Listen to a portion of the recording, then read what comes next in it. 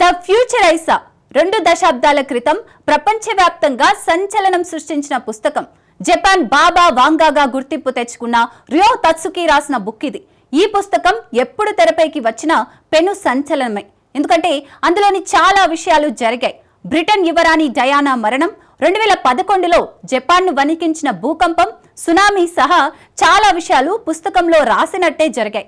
అలాంటి పుస్తకంలోని ఒక పేజీ జపాన్ను నిలువునా వణికిస్తోంది. అందులో ఉన్న ఒక్కో లైన్ ద్వీప దేశానికి కంటి మీద కునుకు లేకుండా చేస్తోంది. చాలా మంది జపాన్ పర్యటనను వాయిదా వేసుకుంటున్నారు. ఇప్పటికే బుక్ చేసుకున్న టికెట్లు సైతం క్యాన్సిల్ చేసుకుంటున్నారు. దీనంతటికీ కారణం ద ఫ్యూచర్ ఐసా పుస్తకంలో ప్రస్తావించిన మెగా సునామీ. ఆ మెగా సునామీకి మరికొన్ని గంటలే మిగిలి ఉండటమే జపాన్ భయానికి కారణం. ఇంతకు ద ఫ్యూచర్ ఐసా పుస్తకంలో అసలేముంది? జూలై 5వ తేదీన జపాన్ ఫిలిప్పీన్స్ మధ్య నడి సముద్రంలో ఏం జరగబోతోంది? Let's watch.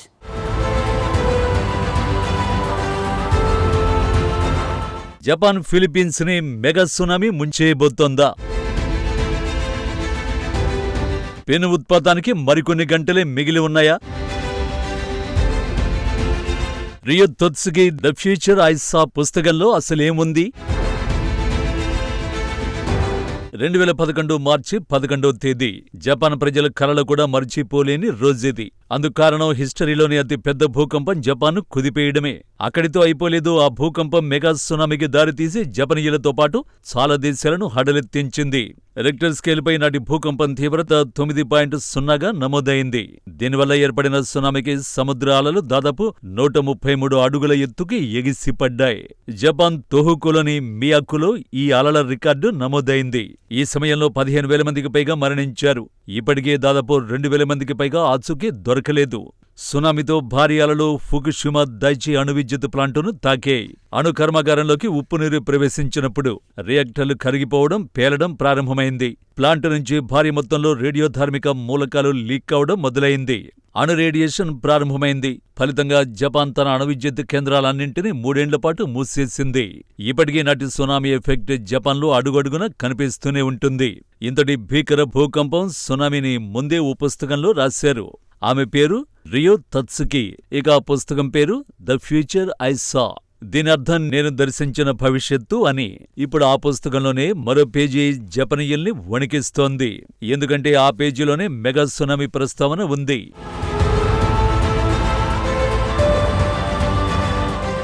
రియో తత్సుకి జపాన్కు చెందిన మాంగా కళాకారిణి. తన కళల ద్వారా భవిష్యత్తును ముందు అంచనా వేసిన దివ్య దృష్టి కలిగిన వ్యక్తిగా గుర్తింపు తెచ్చుకుందామే. ఈమెను జపాన్ బాబా వాంగాగా పిలుస్తారు. ఈమె గురించి ఇంతకు మించిన సమాచారం అంతగా దొరకదు. ఆమె ఫోటోలు కూడా ఇంటర్నెట్లో చాలా తక్కువే అందుబాటులో ఉన్నాయి. 1999లో రాసిన ద ఫ్యూచర్ ఐసా పుస్తకం ఈమెను జపాన్ బాబా వాంగాగా పిలుచుకునేలా చేసింది. ఆ పుస్తకంలోనే బ్రిటన్ యువరాణి డయానా మరణం, 2011 సునామీ, కరోనా ఉత్పాతాన్ని ముందే ఊహించి చెప్పారు. 2030లో కోవిడ్ మహమ్మారి మళ్లీ వస్తుందని, ఈసారి దాని ప్రభావం మరింత ఎక్కువ ఉంటుందని ఆమె చెప్పింది. అదే పుస్తకంలో జూలై 5న మెగా సునామీ జపాన్ ఫిలిప్పీన్స్ ను ముంచేస్తుందని రాశారామె. దాంతో శనివారం నిజంగానే సునామీ వస్తుందా అంటూ ప్రపంచవ్యాప్తంగా చాలా మంది ఊపిరి బిగబట్టి మరీ ఎదురు చూస్తున్నారు. ఈ జోస్యానికి సంబంధించిన వార్తలు చర్చలతో 2 రోజులుగా ఇంటర్నెట్ అక్షరాల హోరెత్తిపోతోంది. జూలై 5 డిజాస్టర్ ఇప్పుడు ఆన్లైన్లో ట్రెండింగ్లో ఉంది.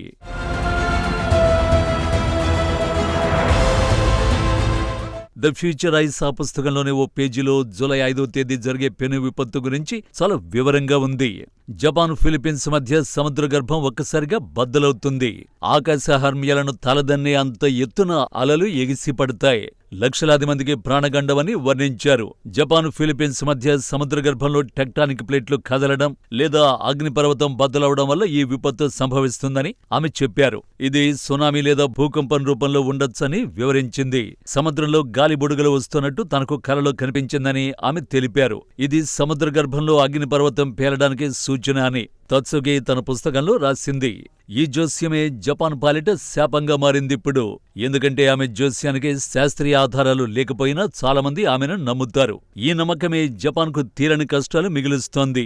మెగా సునామీ భయంతో జపాన్లో అడుగు పెట్టాలంటేనే వణికిపోయే పరిస్థితి వచ్చింది.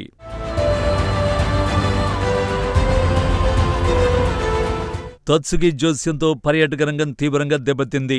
జపాన్కు విమాన టికెట్ల బుకింగ్స్ 83% తగ్గాయని ట్రావెల్ ఏజెన్సీలు చెబుతున్నాయి. జూలైలో జపాన్ వెళ్లే పర్యాటకుల సంఖ్య దారుణంగా పడిపోయింది. జపాన్ టూరిజం బుకింగుల్లో కూడా భారీగా కోత కనిపిస్తోంది.